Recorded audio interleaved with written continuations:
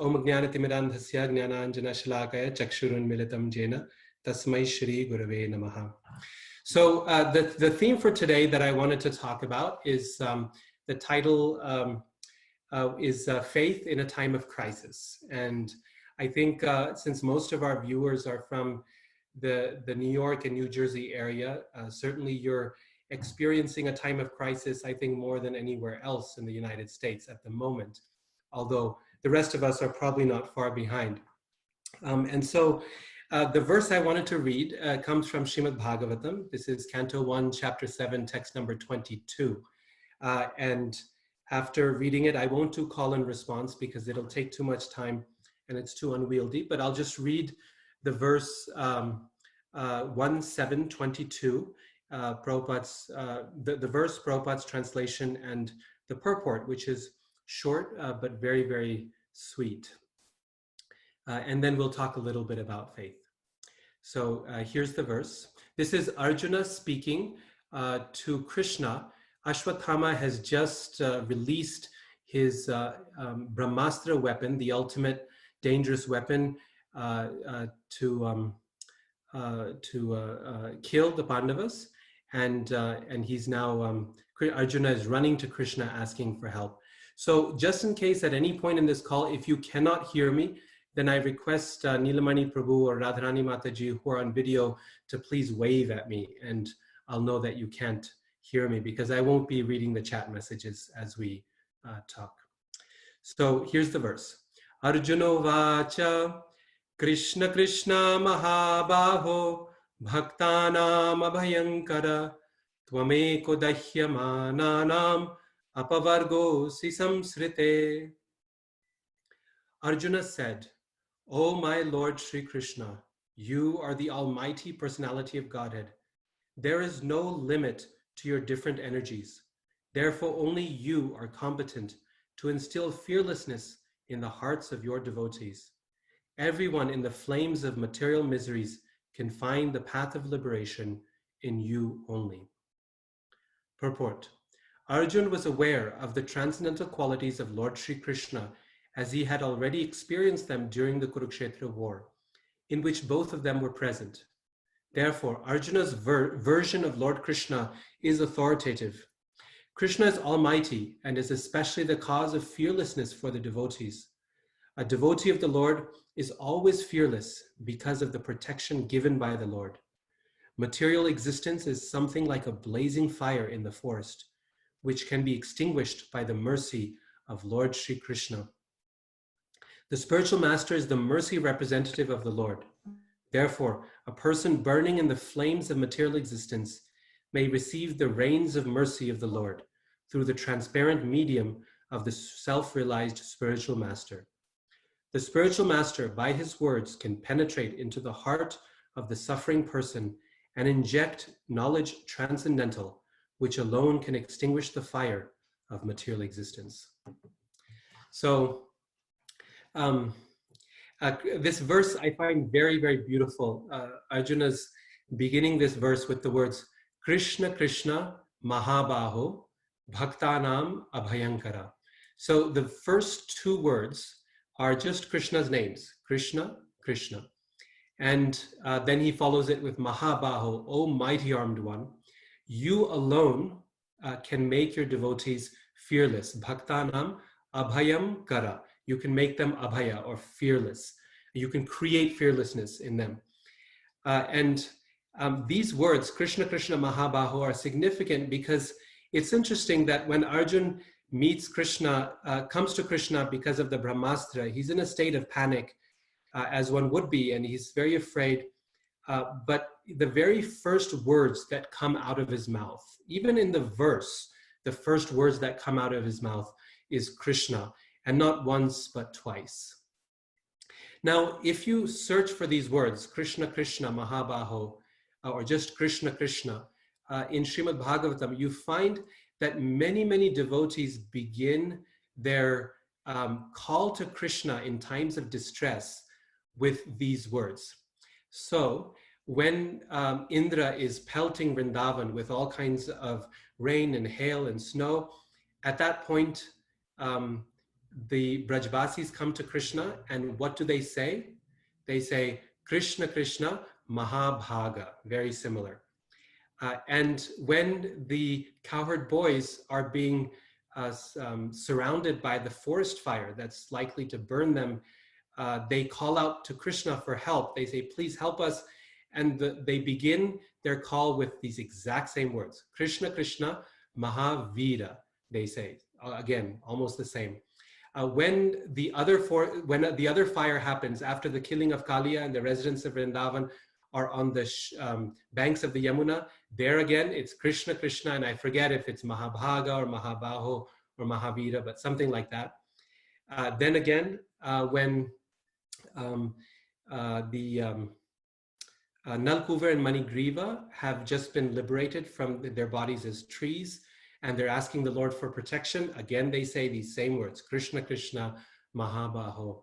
And again, there's like a dozen different places in Srimad Bhagavatam when there's a moment of fear, devotees call out these exact words, Krishna, Krishna. And so it's a wonderful verse to meditate upon in these times of danger and these times of fear. Fear is a very natural emotion.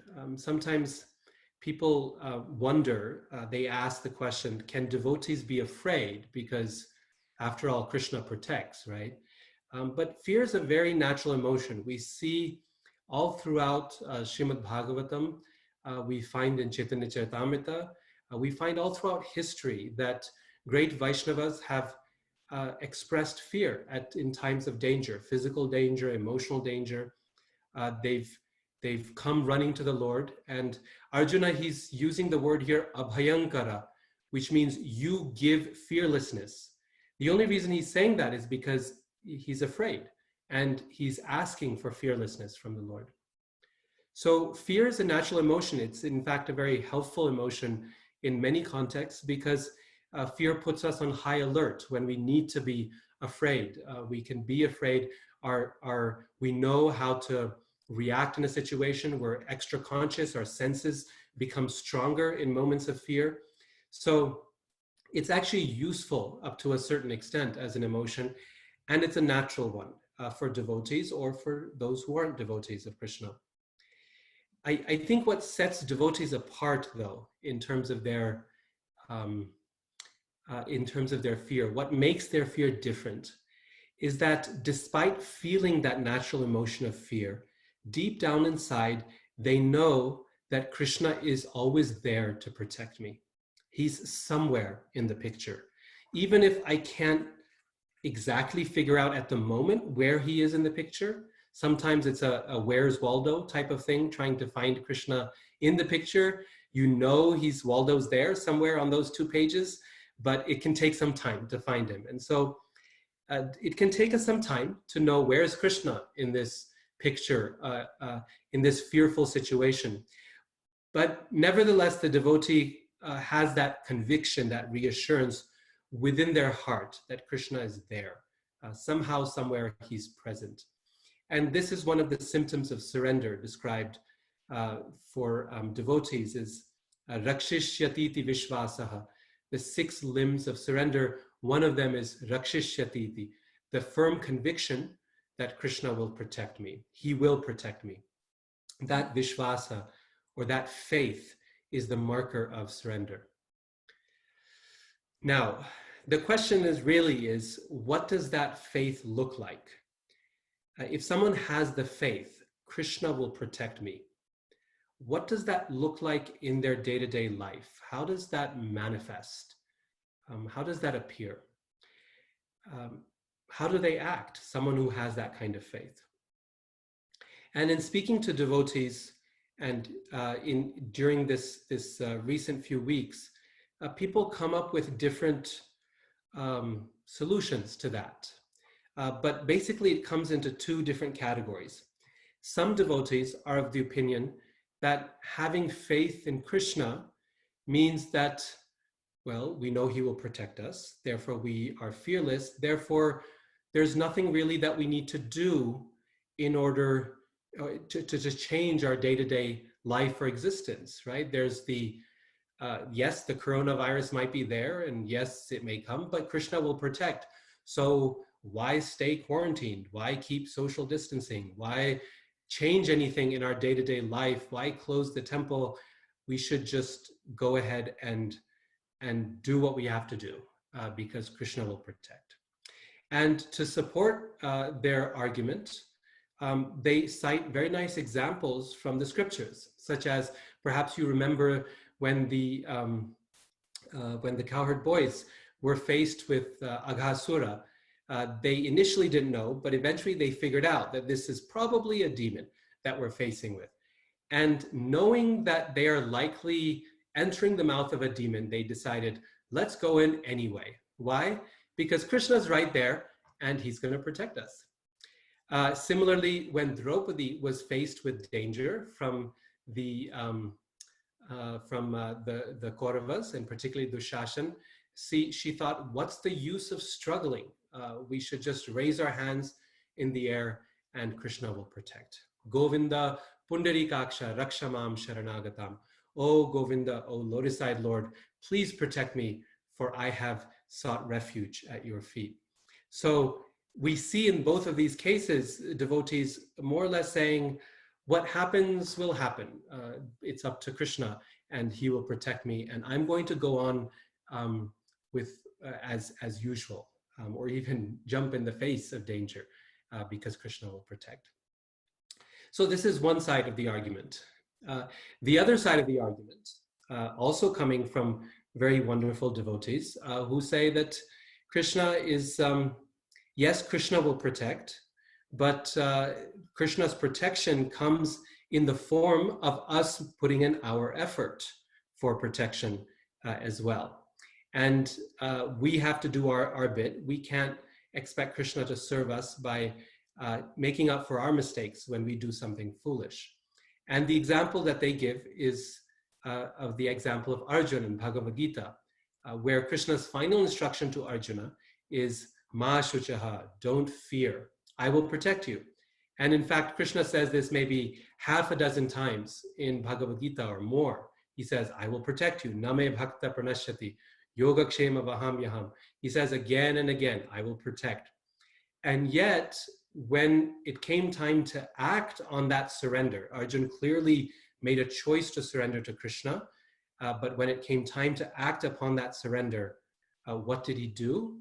He fought, he acted. He didn't just give up and say, Krishna will protect me in the way that Draupadi did, or in the way that the cowherd boys did. Rather, he said, no, I have to pick up my bow and my arrow and I have to fight.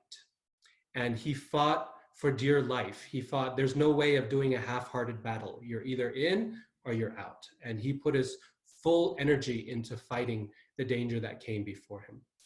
And similarly, we find in this case, Arjuna approaching Krishna, he's clearly intent on doing something about it, and he will do something about it, not leaving the matter just to divine forces. So the question really is then, which one, right? Is action a better form of surrender, or is it inaction that is a better form of surrender? Is it holding on that is a better form of surrender, or is it letting go? Is it endeavoring, or is it letting Krishna do the work, right? This quandary, this question is one that is actually really, really ancient. It's been debated for thousands of years within the Vaishnava tradition. It's also something that's been debated in other religious traditions of the world. So in Christianity, for example, in the Reformation in the 15th and 16th centuries, a big part of that was this very question is, in Christianity, this debate is often framed in terms of the words faith and works, right? Which is more important? Is it work or is it faith? And in the Protestant Reformation, there was a shift where Martin Luther and others argued that it's through faith alone, solo fides, that we can surrender to God, that we can come to know him and love him. And he tried to correct what he saw as the too much emphasis on works in the Catholic tradition. This has been a debate that's really been part of the history of Christianity. In the Vaishnava traditions, we find the same thing, encapsulated perhaps in that famous example that Prabhupada also cites, that comes from the Sri Vaishnava tradition of monkey versus cat, right? That what's the better way of caring your young? Is it the monkey, which is where the child holds on for dear life to the mother as she swings from tree to tree, or is it a kitten who just lies there and waits for the mother to carry her by the nape of the neck and take her to wherever she needs to take the kitten? So this is a very long-standing debate back and forth. And the answer to the question is really, I think philosophically, is not one that can be resolved. There's no way to give some kind of really fine philosophical answer or an algorithm, a scientific algorithm, where we can know in exactly any situation, should we act or should we not act? Should we hold on or should we let go? The resolution for this quandary of holding on or letting go really comes in the heart and the experience of every individual devotee. When we are in a particular situation and we look for guidance from Krishna through the heart as the super soul, through the scriptures, through the association of devotees, through the spiritual master, we can come to some understanding of, does Krishna want me to act? And does Krishna want me to let go in any particular situation? Let me give you the example of Arjun, since he's the one we're looking at in this verse. When Arjun heard the Bhagavad Gita for the first time on the battlefield, and Krishna asked him to surrender, the meaning of that surrender for Arjun was pick up your bow and act and fight, okay? And put in your every ounce of effort.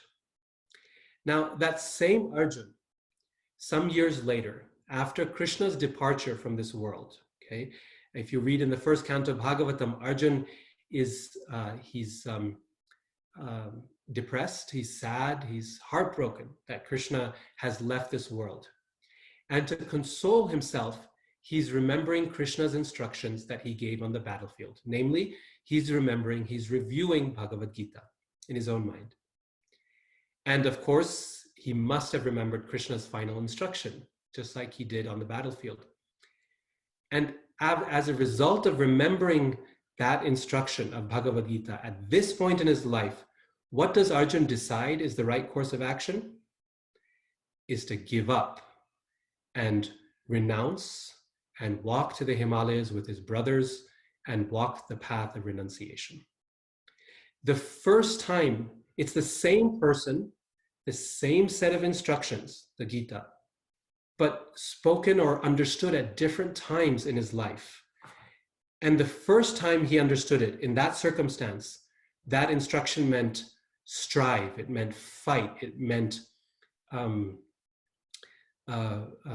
put in as much endeavor as you can. It meant hold on to your bow as tightly as you could. And that same instruction, a few years later, by the same person, it meant to him exactly the opposite thing, which was give up your bow, go to the forest. That's what he wanted to do initially at the start of Bhagavad Gita, right? But that instruction, that instinct, Krishna rejected. But it was the right thing to do just a few years later.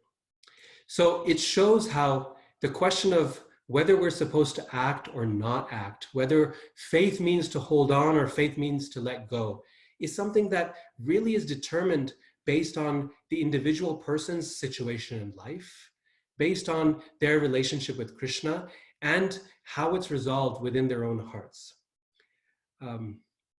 This is the nature of love in general. So often, love can mean holding on, and at other times, love can mean letting go.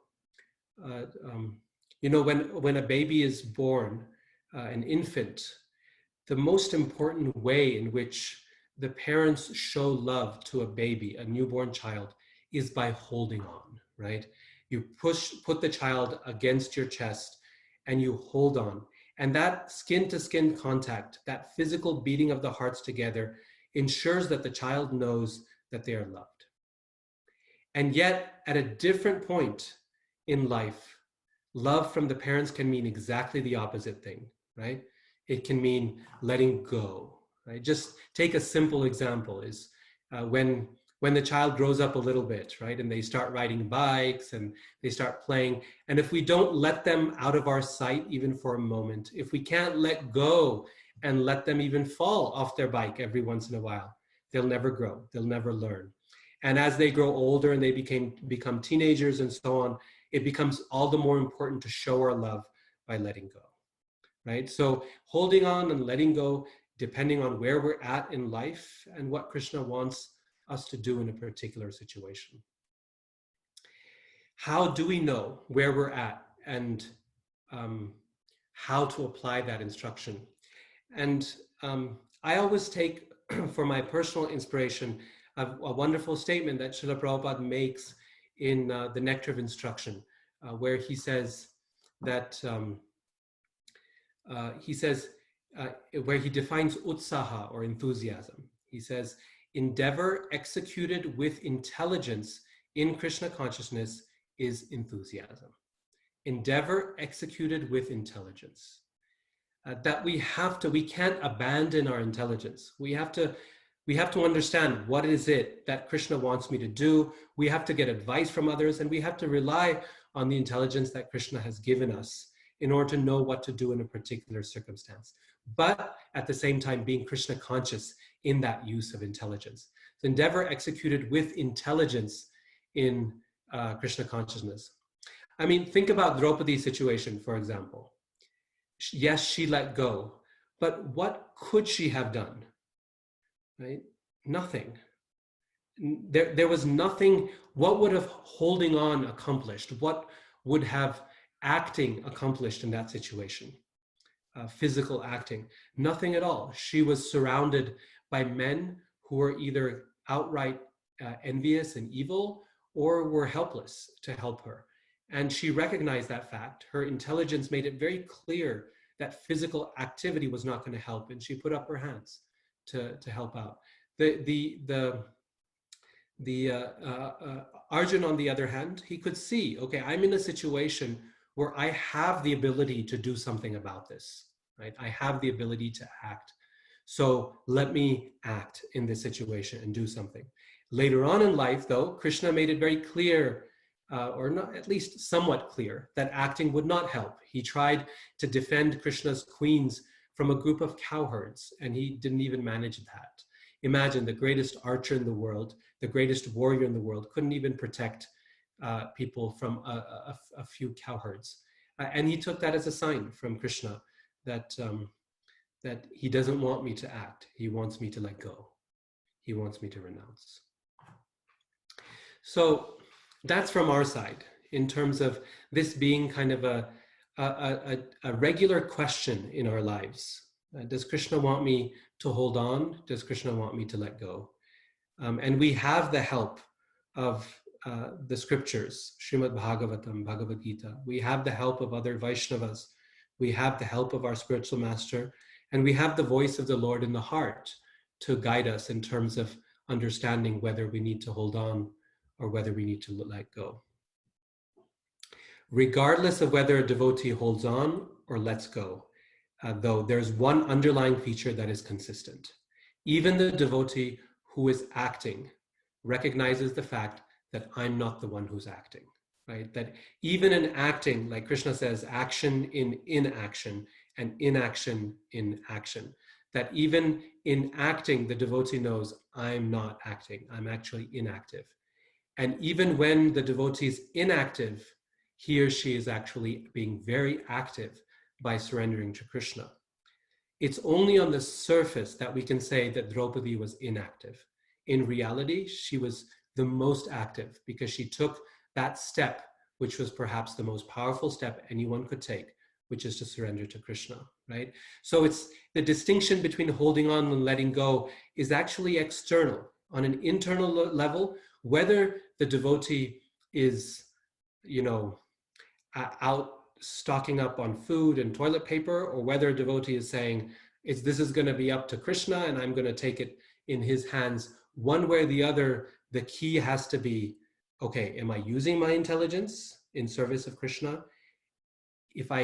How can I trust my intelligence? Means, am I taking advice from the scriptures and from other devotees? And finally, is this what Krishna is guiding me from within the heart? And if those things are matching up, okay, this is what Krishna wants me to do, but I'm not the one doing it. Krishna is doing it. Now, this is from our side, right? In terms of the question of faith, what do we expect of ourselves? How do we react? Do we hold on or do we let go? We can also ask the question from the other side, which is, what do we expect of Krishna in this situation? Krishna promises he will protect. So if we have that faith in Krishna, we have to take him at face value that he will protect. And yet, what does that protection mean? Just like in our case, surrender can mean either action or inaction on the surface. So also in Krishna's case, protection can mean either action or inaction from Krishna's side, right? He has to be allowed the same wiggle room that we are allowing ourselves. And so what does it mean to say Krishna acted or he didn't act? We see in the scriptures again and again that sometimes Krishna's protection manifests in the form of physical safety. Krishna jumps in and he saves the situation, and he helps his devotee live and survive and flourish physically. In other cases, we see in the scripture that Krishna doesn't jump in physically, and that his protection is something deeper, it's something spiritual, it's something emotional, that the devotee on a physical level may even end up suffering some harm. So while he certainly protected Arjun, he doesn't seem to offer the same kind of protection to someone like Abhimanyu. So what Krishna will do in a particular situation, whether he chooses to protect by intervening physically, or he chooses to protect by not intervening physically, we don't know. The only way we can know, again, is in our own relationship with Krishna, in our own hearts. I'll give you one example of what I mean by in our own hearts. Some years ago, I spoke to a wonderful devotee who preaches a lot in the United Kingdom, in England, and very senior devotee, an amazing preacher, and very sincerely dedicated to Srila Prabhupada, a lifetime really of service. And some years ago, he was diagnosed with cancer, and he was telling me his experience through that, and saying how, when he was first received that diagnosis at the doctor's office, and after the diagnosis, he had to go to another part of the hospital to get some further testing done. And all of us know, hospitals are very kind of demoralizing sorts of places often. They're sterile, they're white, they've got these fluorescent bulbs. And he was walking in this long corridor, he said, from one building to another building underground. And this corridor, it was oppressive and it was suffocating, and there were these low-hanging fluorescent bulbs, and no one else was there. And in walking through that long corridor, he felt like Krishna had just abandoned him. He felt like, Krishna, what have you done? Is this how you reward me for my decades of service to you? This is the reward you give me? Where are you? I thought you were supposed to protect your devotees. And, he went through with the treatment and got chemo and everything. And fortunately, his cancer went into remission and, kind of disappeared completely. And on one of the last checkups that he had with his doctor, with his oncologist, the doctor said, my job is more or less done here. But before you go, this is something that's kind of beyond the purview of my job as a doctor, but I just wanted to say something to you. that you came in to your physician for a general annual physical checkup. And had you not, or your physician not noticed something unusual in your body, and had you not had that appointment at that time, had it been delayed even by a week, the cancer would have progressed to a stage that we could not have done anything about it, and you would be dead today. He said, the timing, when you found it, the way we found it, the way the cancer was placed, there were just too many things that had to go right for this to happen. I'm telling you, there's someone up there looking after you. And at that point, this devotee told me that it just, something broke in him, and he broke down crying, and he thought, his first thought at that point was, Krishna, how could I have ever doubted you? Why did I doubt you? You were always there with me. I couldn't see in that moment. I got upset with you. I got angry with you. And yet you were always there looking after me. And his faith doubled, and his conviction in Krishna's protection, it doubled. So there we have an example of a devotee experiencing Krishna's protection in the form of physical protection, of Krishna helping deal with the situation. On the other hand, I can give you another example that's similar but different in a very significant way.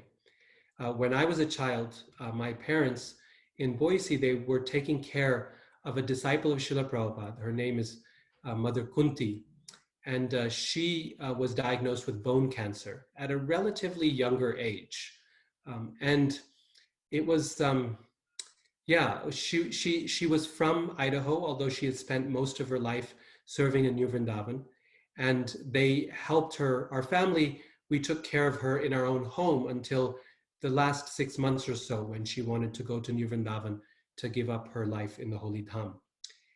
And I still remember it made a big impression on me as a child, looking at her and her progressive physical difficulty and the way her body was wasting away.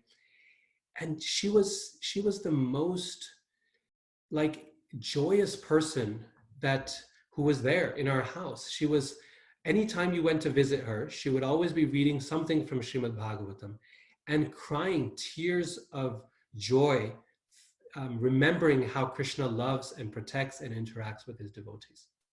She found her bone cancer, which is a very, very painful form of cancer, but she found her bone cancer to be a wonderful form of Krishna's protection in her life, of Krishna's presence in her life. Just like in many ways, like Queen Kunti, the original Kunti after whom she was named, does in Srimad Bhagavatam. And, you know, our initial reaction was to pity her situation. Oh, poor thing, look at how much she's suffering. But she felt no pity for herself. In fact, she was so happy, so joyful at every stage. And she finally passed away in New Vrindavan, holding on to her Gaurnitai deities in the presence of His Holiness Radhanath Swami. So we can look at a devotee, we can pity someone, we can say, oh, look at them and how much they are suffering, and why won't Krishna protect them? But we don't know. We might be pitying them, and in their hearts, they may be experiencing more joy than they ever have in their life in that situation. They may be in ecstasy while we're thinking, Krishna's not protecting them, what's going on? Why doesn't Krishna protect his devotees? The point being that Krishna's protection manifests in different ways. He can sometimes act and he can sometimes not act. Krishna can sometimes hold on and sometimes he can let go. And particularly as we advance as devotees, Krishna does more of the letting go type of love.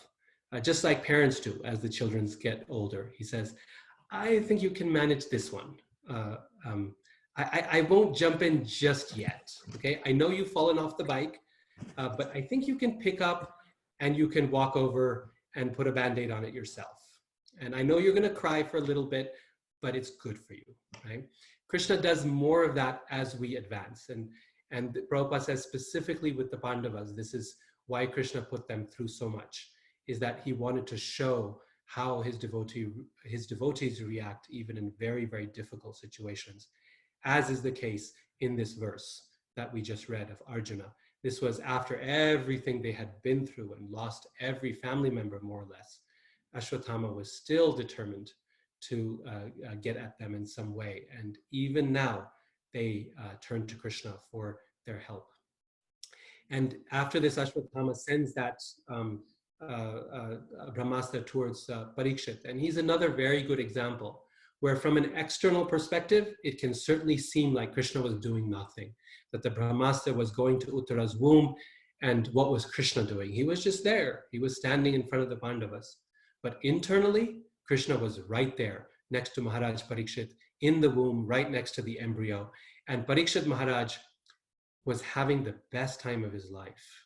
He was looking at Krishna and getting face-to-face darshan, and he spent the rest of his life, that experience, which from all external purposes would have been, from our perspective, would have been the worst possible experience a child could go through, an unborn child.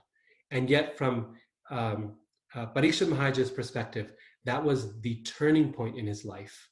That experience shaped his entire future, and he spent the rest of his life searching for that person he saw within the womb, and this is why he receives the name Parikshit. So this is what I wanted to say in terms of our side of the story and Krishna's side of the story. Both holding on and letting go. Love can be manifested in both of those ways. And so in our own experience here in this very difficult time, as this virus strikes fear in all of our hearts, and as we see friends and loved ones get infected by the virus, and many people succumb to it as well, we have to ask ourselves the question, what does Krishna want me to do in this situation? How does he want me to act and show and express my surrender to him? And if we think of it like that, then just like my Guru Maharaj said last week, then any situation can be seen as Krishna's mercy if we have the humility to accept it as such, right? If we have the humility in our own lives, that when we see something as, if we have the humility to say, yes, this is what Krishna is sending my way, and I will accept it. If we have that kind of humility, which Krishna says is the first item in the process of knowledge in Bhagavad Gita, then anything we get, we can see as Krishna's mercy. And when we experience it as Krishna's mercy, when we experience it as his karuna, then we have the ability to turn around and give that mercy to others, right? And so this is why the devotee then, by experiencing that mercy in their own lives, by experiencing Krishna's compassion in their own lives, has the ability to turn around and give that compassion to others. And whether that compassion means that if we're medical professionals, that we go out and we help those who are suffering from this, or it means if we are teachers, that we still work with our students from a distance and help them to learn and to give them solace and strength during this time, or whether it means that we're pujaris and we continue to worship the deities in isolation, or whether it means that we are have Krishna has given us some resources and we can give some donations to those who are helping others, whatever it is, but we need to experience that mercy first in our lives, transform it from that perspective, and then we need to ask ourselves, how can I share that mercy with others? How can I give it to others? So I'll stop at that point and see if anyone has any questions or comments or thoughts from your own experience of holding on and letting go that you might want to share with us. And at this point, when you unmute yourself for to ask a question, please also show us your video so I can see who's asking. Hare Krishna, Radhika Ramana Dasa. This is Madanagopala. Can you see me? Yes, I can. Thank you. Well, thank you so much for this. It's a very subtle topic. It's a very deep topic. And it's something that we think about all the time, and it really causes us anxiety, especially now as panic attacks and so on. It's even just sitting here alone at home or with our families. And you did talk about it in the second half, is the expectation that we should maintain, when we're supposed to have the firm conviction of a Shirakebe Krishna Vishwasa Palan. And especially if there's no certainty of the outcome. For example, if I'm a warrior and I do get killed, does it not weaken this notion for others? I mean, this is like a PR thing for Krishna. It looked at as a devotee, and he got killed, and what kind of avashirakiba? It's just random. It happens. Sometimes you lose, sometimes you win. God is really, you're just making it up, because if it was consistent, every warrior in Krishna's camp, there should be no Abhimanyu cases. There should be no, devotee. And it's it's hard to defend Krishna, because you have to get into such subtle discussions of it. So, the one that you take it apart, talk about intentionality, talk about the deeper lesson. So a lot of the world sees it at a very superficial level and makes judgment that if Krishna really wanted, why would he allow so many Muslims to kill so many, Brahmins in Kashmir? There's so many those kind of scenarios, and it can get difficult to explain. I don't know if there's a real, it's an easy answer to this, but I thought maybe if you could elaborate a little bit more on that. Yeah, thank you. Wonderful question. What I can do is just, kind of share how I address such questions for myself and for others I talk to, which is to say that, if we look at things statistically, it's very impersonal, and it's very difficult to defend Krishna or anyone or the government or anything, because you're just speaking in terms of large numbers, and people look at the history of religion in the world, and they genuinely ask the question, does religion do more harm or does it do more good? And in situations like now, people often tend to say it does more good, because we see how religious groups mobilize to provide emotional and physical and spiritual support to people. But in other times, like when there's wars over religion, people say maybe religion does more harm. So that's a very difficult thing to do in terms of defend it statistically, because one also has to ask the question, how much is religion actually Krishna's will, right? Religion itself, so much of it is our own stuff that we make up, and our own egos at play. Hindus kill Muslims, and Muslims kill Hindus, and Protestants hate Catholics, and Catholics hate Protestants. The history of the world is full of this kind of suffering, back and forth and back and forth. So we really can't equate religion with God and his action in the world. The actions of religion in the world certainly are not always the actions of God in the world. I think where we can actually see Krishna's hand and help others see God's hand is in individual lives, in people's personal lives and their experiences. And this is why I always find solace in the experience of devotees, and the experience of, I don't mean just devotees of Krishna, not even just ISKCON devotees, but seeing the faithful in the world, and how Krishna acts in their lives, and how people's faith around the world is both challenged but also strengthened as a result of seeing Krishna's hand.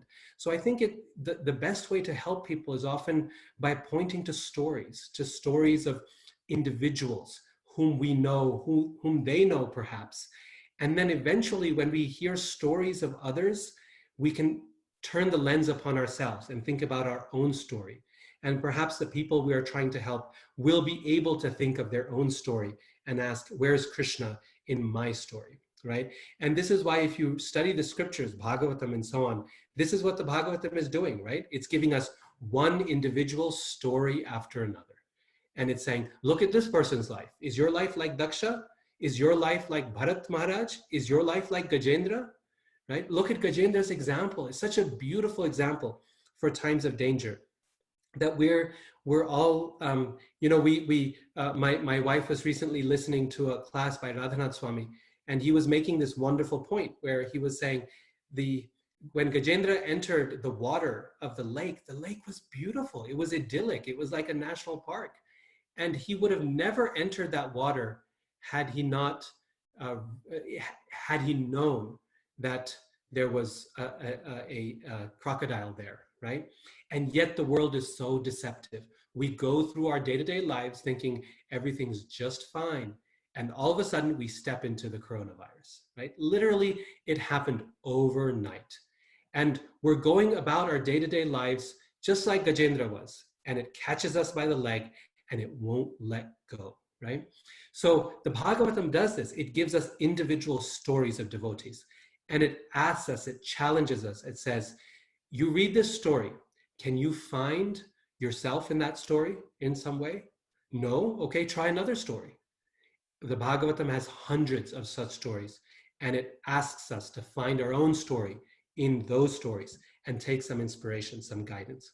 And I think this is how we can help others, is by the Bhagavatam, or if they're not into the Bhagavatam, then by pointing to stories in our contemporary times, stories of friends and relatives and devotees whom we know, and say, this is how Krishna acts.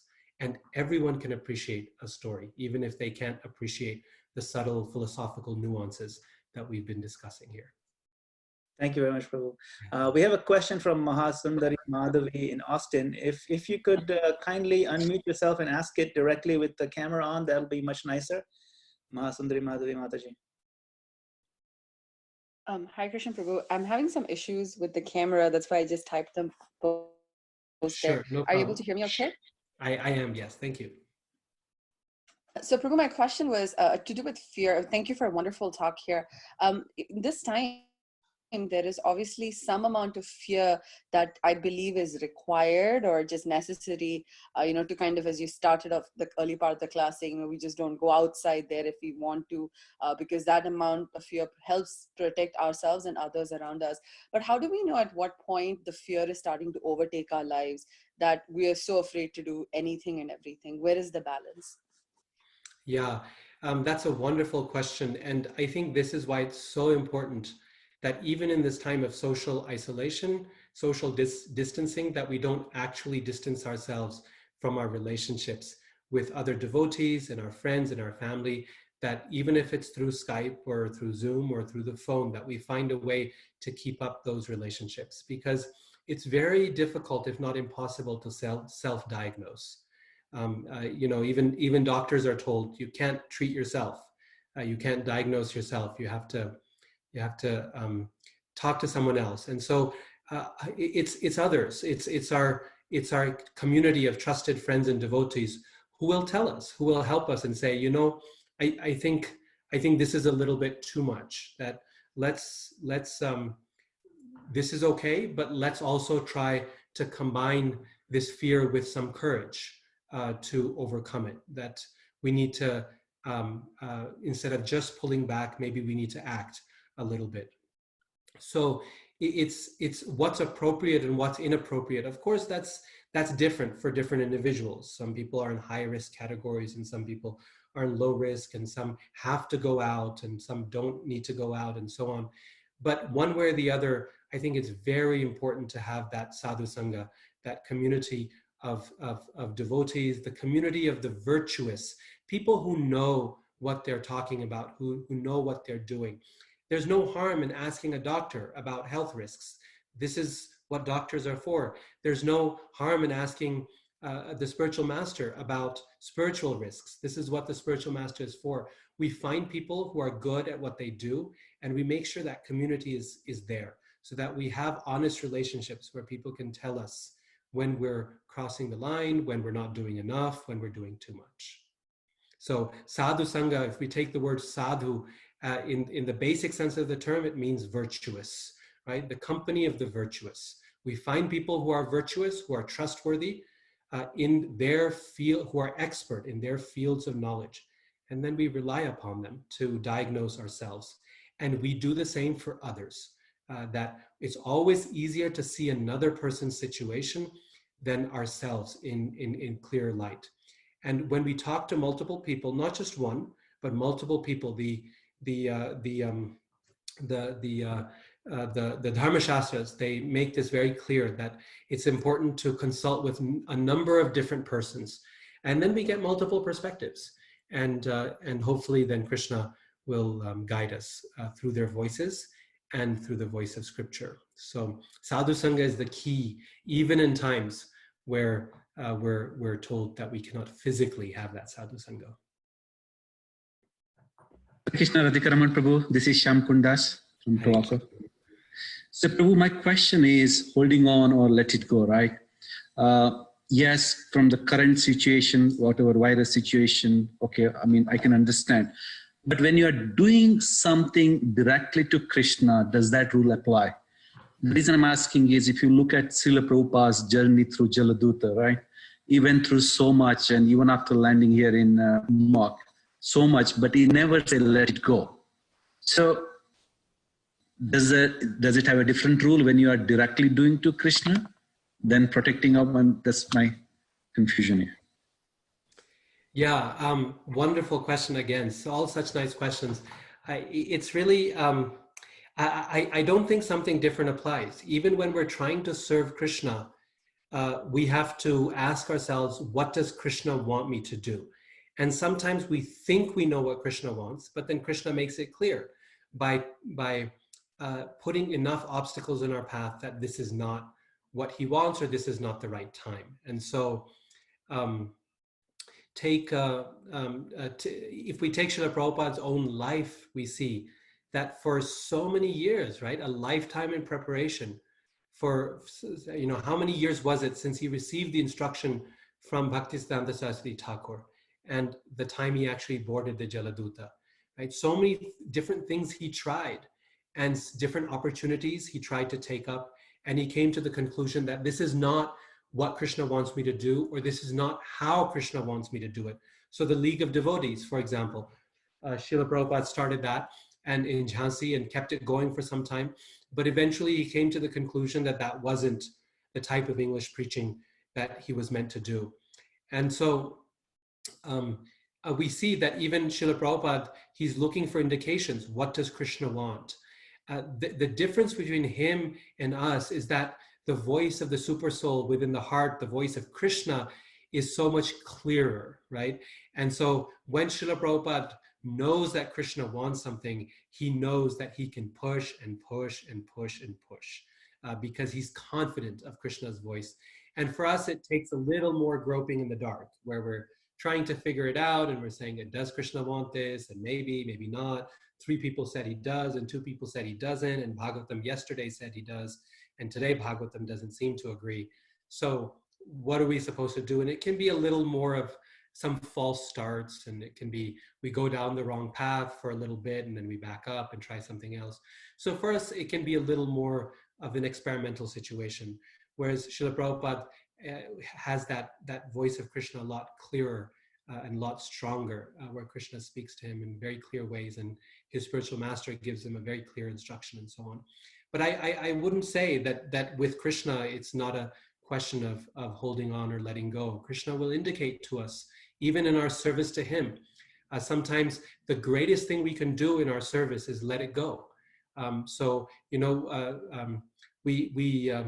of the most wonderful things we can do in our service for Krishna is to hold on to it, to do it as well as we can, to perfect it, and to let it go. And by let it go, I mean train someone else, hand that service over to someone else, and watch them grow and be inspired and enthusiastic, seeing that someone else is doing that service even better perhaps than we were able to do that service, right?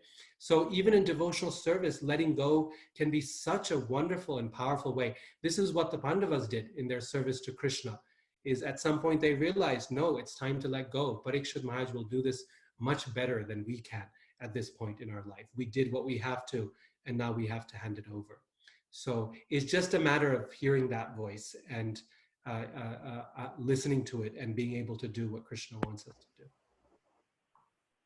Hare Krishna Prabhu. It's Yashoda Dulal and Pram. You said earlier, we have to have the humility to accept whatever Krishna sends us as his mercy. So sometimes when things don't go our way, or if there are serious reverses or serious obstacles, how do we determine that it's his mercy, or is he just testing us and he wants us to keep going? And the second part of that question is, do we have to know how it is his mercy for us to accept that it is his mercy? Yeah. the thing is that it's always his mercy.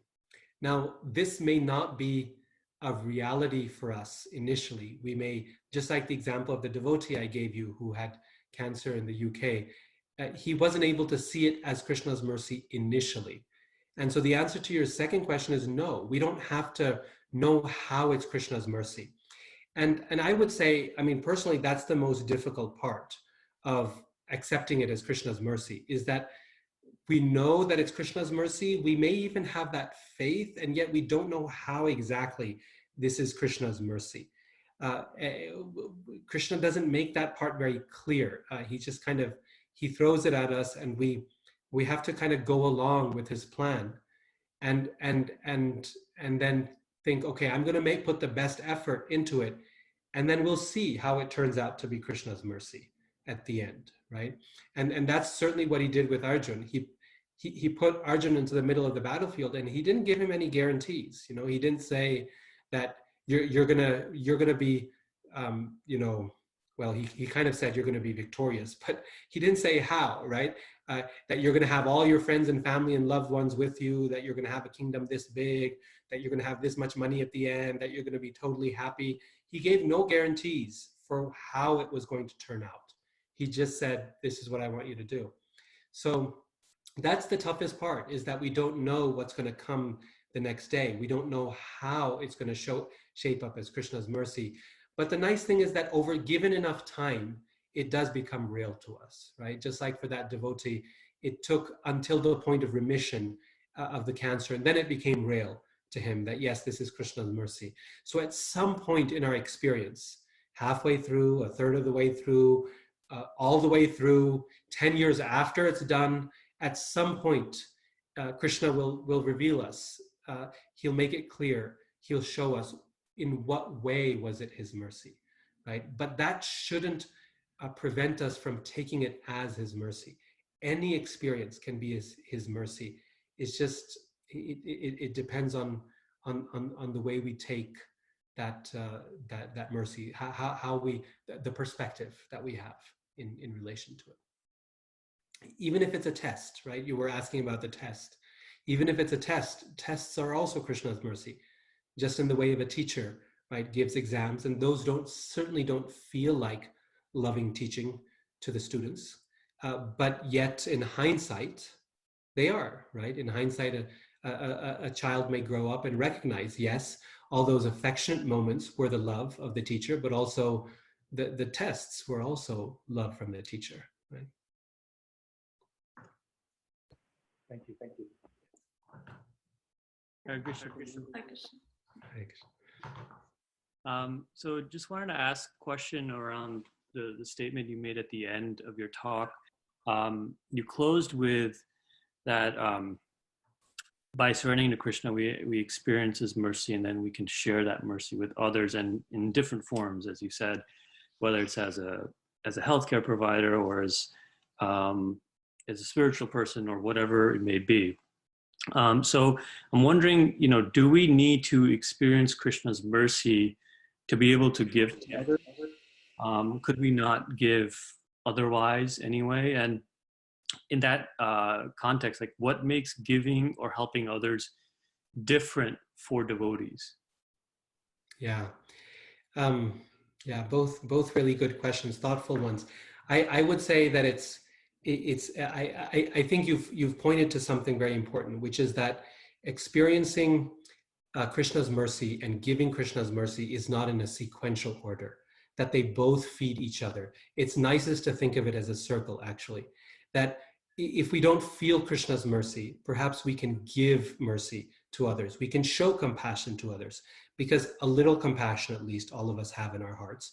The ability to be kind and to be generous and to help. Everyone's got some of that. And if we give, often we experience Krishna's mercy there, right? In that way. And so many times when people recover from something difficult, so they lose a child to a drunk driver, or they go through some kind of trauma, and often when they, they travel the country giving speeches or start a nonprofit themselves, helping others who have experienced something similar, they come to recognize that their experience had a higher purpose, it had a higher meaning. And it's in the act of giving mercy that they experience, that they realize that they had actually received mercy, right? So it can go both ways. When we receive mercy, if that is our experience, that inspires us to give mercy. And on the other hand, if we can't feel that mercy, we can give. And when we give, we often recognize that we have received, right? So giving and receiving are two sides of the same coin. And whichever side we feel we're ready to start with, we should start with that side, right? If we don't feel like we're receiving anything, then let's give. And in giving, we might end up receiving. And if we can't feel like we can give, at least feel like we can receive. And when you feel like you receive, you often develop the strength, your heart fills up enough that you can give. So those two things are very much coming together. And definitely, we should not see them in a sequential fashion. So thank you for that clarification. And now I've forgotten the second part of your question. Oh, Prabhu, the second question we had was what makes giving or helping others different for devotees? Like, because there are so many healthcare workers or teachers or so many people doing wonderful things during this time. So being a devotee of Krishna, how is our lens different in a service role? Yeah. First of all, I want to say that there's no reason we should presuppose that they aren't devotees, right? So each person is inspired by Krishna in their hearts, and some may be Christians, and some may be Muslims, and some may be generally spiritual and feeling God's calling in their own hearts, right? So Krishna can inspire people to act in many different ways, and we shouldn't assume that they aren't devotees, and therefore that they aren't different, that they are just regular, that they're average, and that we are different in some way. We may be very much average if our Krishna consciousness is merely a social and cultural experience for us, right? So we're just Hare Krishnas because what else are we going to be, because we grew up as devotees. So that if that's the extent of our Krishna consciousness, we may be as average as anyone else, right? And someone else who's not a devotee may be directly feeling Krishna's instinct in their heart, and they may be different in the way that Krishna is responding. So I want to first kind of break down that difference. But then on the second side, in kind of going directly to your question, is I think as for one who is a devotee of Krishna, who feels God's presence and direction in their hearts, two things happen. One is that there's a sense of the Lord's personal presence within our hearts, which is very, very powerful. That there's not just some general kind of goodness in the world. There's not just a force for good in the world. There's not just the universe is looking after you. It's not just that the hand of God is present somewhere. It's that there is a person, there's Krishna, there's a little blue boy who acts in very specific ways. And we know how he acts because he's shown us many, many times, both in the scriptures and in the experience of devotees. So we've got someone to rely on. And I would say not just rely on and not just look to for shelter, but also get angry on sometimes, right? Now, one thing I pointed about this devotee is this devotee in England was regretting the fact that he had questioned Krishna, that he had gotten angry with Krishna. And of course, he has a right to regret.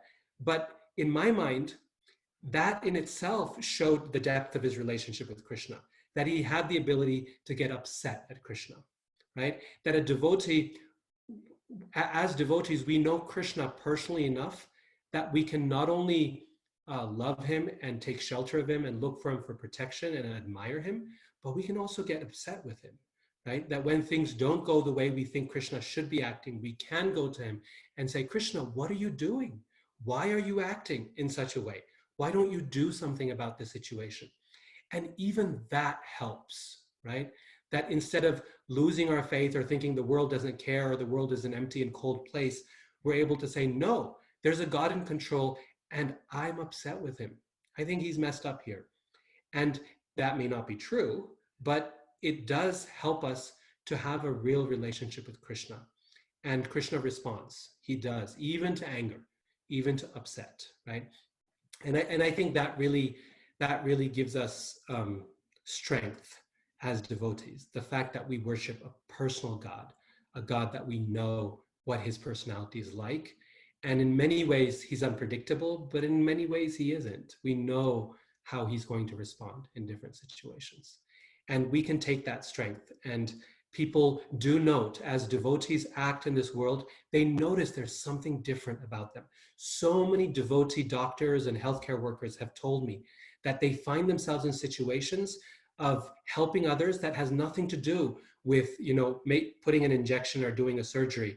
It's people recognize the fact that my doctor or my nurse has something different to offer me that's different from the other nurses and doctors I see.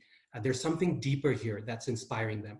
And those are the moments where we can draw upon our Krishna consciousness and say, yeah, actually, I'm proud to be a devotee, that I know someone here. I know God in a way that can allow me to help you beyond the surgery, beyond the recommendations of washing your hands for 20 seconds, right? There's something more that I can offer in this situation. And I think that's what we have to offer that we can be proud of. Thank you, Prabhu. We have a question from Kishori Radha. Yes, Hare Krishna. Radhika Ramana Dasa. Sorry if I upset anybody with my over-enthusiasm for asking this question. I started to type it, but it may have come in at the wrong time. So the question that I had, Prabhu, and was related to my work. And what I'm seeing with this coronavirus is that people are leaving their bodies in solitude, in one sense, because there's no loved ones allowed. And there's nobody around them. And when we think of a devotee's departure, we're thinking of a glorious departure where a lot of people are doing kirtan and the devotees leaving their body. And it's uplifting not only for the people that are there, but also, obviously it allows the person who's passing away to remember Krishna also. So could you speak a little bit about that? Because that's it, at some level, it's bothering me that these are people who are leaving alone, with nobody around them. Yeah, I asked that same question when many years ago when Tamal Krishna Maharaj left this world. And perhaps you know the circumstances under which he left. It wasn't exactly alone, but it kind of was. He was in a taxi going from Mayapur back to Calcutta to come back to the West. And there was a really bad accident. We don't know exactly what happened in terms of the driver, but they ran into a tree and Maharaj passed away in that circumstance. And again, like normally, my vision of a devotee's departure was more similar to Prabhupada's departure. He's lying upon a bed and devotees are there surrounding him, and Mother Kunti's departure, the devotee I spoke of earlier, Radharani Swami was there and she was holding on to her deities. Or we think of Bhakti Tirtha Maharaj's departure, right? So this really didn't match that kind of departure. It was a car accident. There was a lot of blood. It was not surrounded by devotees doing kirtan, or at least we don't know. So I think it's very important to remember that what constitutes a glorious departure is really up to Krishna and up to the devotee, that we don't have access to that moment unless Krishna gives us access to it. And occasionally, like in the case of Bhakti Tirtha Maharaj or Srila Prabhupada, Krishna will give thousands of people access to that moment and show us how he protects in that final days. Other times, Krishna chooses for that moment to be a private moment between him and his devotee.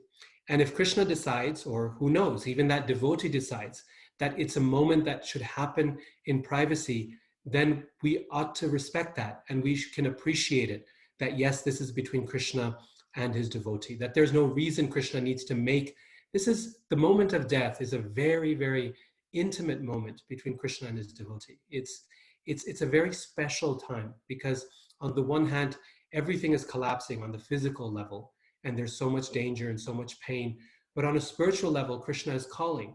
And he's calling that devotee to their reward, whatever that reward might be. But after a lifetime of service, that reward is going to be so much better than where they are now. And it's going to be glorious in some way. And that exchange between Krishna and his devotee, there's no reason why Krishna should make that public. He can if he likes, but he may also choose it to keep it just between him and his devotee. And we see that in the case of Jatayu, right, in the Ramayana, that Jatayu is fighting to protect Mother Sita. And he's alone. He's fighting alone. And his wing is cut off and he's dying in solitude, in pain. And the only person who's present is the Lord himself, right? There's no devotees to give him solace. There's no kirtan going on. There's no reading of scripture. There's no one. And in fact, when the Lord first comes to Jatayu, he actually, he criticizes him. He questions him. He finds him on the ground and he says, oh, this must be the demon who harmed Mother Sita. And, you know, he must be someone suspicious. And he questions his integrity. And then Jatayu gets a moment to speak with the Lord. And then the Lord's mood changes completely. And he tells him in the Ramayana very clearly, now I want you to go to my ultimate abode. Go to my ultimate abode and be there, right? And no one is witness to that except the Lord and of course, Lakshman as well. So Krishna can give us a Jatayu-like passing, fighting and alone. And Prabhupada, he said many times in his life that he wouldn't mind a passing like that he wanted to die on the field, he said, like a soldier. Or Krishna can give us a departure that is picture perfect, right? It's surrounded by devotees, it's in the holy dham, it's chanting Krishna's names and a source of inspiration for the world. But one way or the other, Krishna, a devotee's departure is glorious, whether it's alone or it's with others. Thank you so much, Prabhu. That really gives me solace. Thank you. Thank you, Radhika Ramana Prabhu. Just wanted to add a comment to that. You mentioned Tamal Krishna Maharaj, and it's interesting because one time Tamal Krishna Maharaj was having a conversation with Srila Prabhupada, and he was doubting, I'm spending so much time on the logistics of building this temple and map and the bricks and the cement, and I'm ordering this, I'm ordering that, and dealing with all these contractors. And Prabhupada, how is that being Krishna conscious? I'm not, Krishna is not in my mind at all. All I'm thinking is bricks and mortar and this and that and the steel. And Prabhupada said that, no, right now you focus on the bricks and steel. And when it's time for you to go, Krishna, Mahaprabhu will personally incarnate into your mind when it's time for you to go. So Prabhupada gave him the promise in his own words that Mahaprabhu will take an incarnation in your mind at the time of your passing. That incarnation doesn't have to be a public event, but it was a well-known, predicted event. So it's quite interesting that you brought that up. Thank you very much. I think there's one more. Thank you for sharing that, Prabhu. So one more question from Pratik and Nidhi. If you can unmute yourself and ask that question. Hare Krishna, Prabhu. Dandavat Pranam, Jai Srila Prabhupada. Prabhu, my question was, we are not in the healthcare profession. That are people who are directly on the lines and serving from the very front lines. But we encounter a lot of people who have fear in this time. So what is the one thing tactically that we can do or say to our family and friends who are experiencing this this uncertain period of their lives? Yeah. So what can we do? I would say a few different things. One is that the first thing, if we imagine ourselves as healthcare workers, right? The first thing that we do is take care of ourselves. So there's no way we can help others. If the healthcare worker themselves is getting sick, then that's the end. There's no helping anyone else. And so the first thing we can do is make sure that our Krishna consciousness and our spiritual life is strong enough that we have the capacity, we have the fullness of heart that we can give to others, that we can support others. So doubling down on our japa and our study of Bhagavatam and our reading and our association of devotees. I mean, this is a wonderful thing about being confined at home, is that we have this opportunity to reduce some of the noise that is so much part of our lives, limitless meetings that have no real purpose to them, right? And now at work, people are only having essential meetings because, well, everyone's got other things to do, and everyone's under stress, and we've got to organize by Zoom. And so we've got some flexibility. We take that opportunity to redouble our efforts in our own Krishna consciousness. And then secondly, for our friends and family, to help them see this element of Krishna's protection, right? To help them recognize Krishna's protection in their own lives. And so whatever we can do in terms of, maybe chanting with them or reading Bhagavatam with them, one verse a day or one round a day together with them on the phone, on Skype or whatever, and to reassure them that this is what ultimately is going to give them peace of mind, that no matter how many items they read. I mean, actually reading the news can cause the opposite problem, right? But no matter what they read and where the assurance they look for, that ultimately that assurance is to be found in the heart through Krishna's protection. And then thirdly, we ask, okay, what can I do to help others, right? That how can I give in this particular circumstance? How can I contribute in some way? In each of our domains of activity, just like I'm a professor, and so a lot of the students are in difficult situations because they're financially already difficult and they don't know what to do, and their sources of income, they're often paying their tuition using their jobs and everything. They're struggling. And so the university started a scholarship fund for students. And I thought, okay, these are my students. This is my area of responsibility. I should give something to help out my students. Krishna has provided me a place of influence in this domain. I have students who have written to me explaining that a family member has gotten coronavirus and they're very scared and they're worried. So I write back to them and try to help them and understand. Each of us has a particular sphere of influence. We don't have to be healthcare workers, right? Everyone, Krishna has given us a sphere of influence. And within that sphere of influence, Krishna will send people our way who need help. And it is our job to help them as devotees. We have to help them spiritually, we can help them emotionally, we can help them physically. In whatever way Krishna facilitates that for us, we can offer that help, right? So we don't have to go searching the web for ways to help. In our own domains, in our own families, in our companies, in our neighborhoods, in our states, in our own environment, Krishna has given us a sphere of influence. And this is the time to use that influence to say, what can I do to help? And the beautiful thing about a devotee's help is that even when we help physically, which is so important in times like this, when people are physically suffering, even when we help physically, it always comes with this touch of Krishna, right? There's always this spiritual magic that's attached to it. And if we attach that to it, then it also it affects something deeper.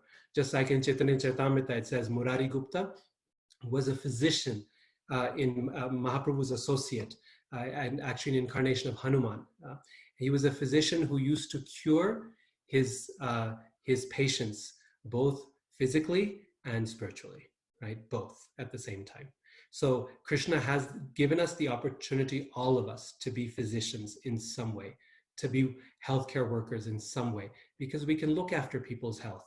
If not by wearing masks and going to a hospital, if that's not our job, we can help in other ways. But our goal is, we ask, how can I cure them physically and spiritually, both? That is our gift as devotees.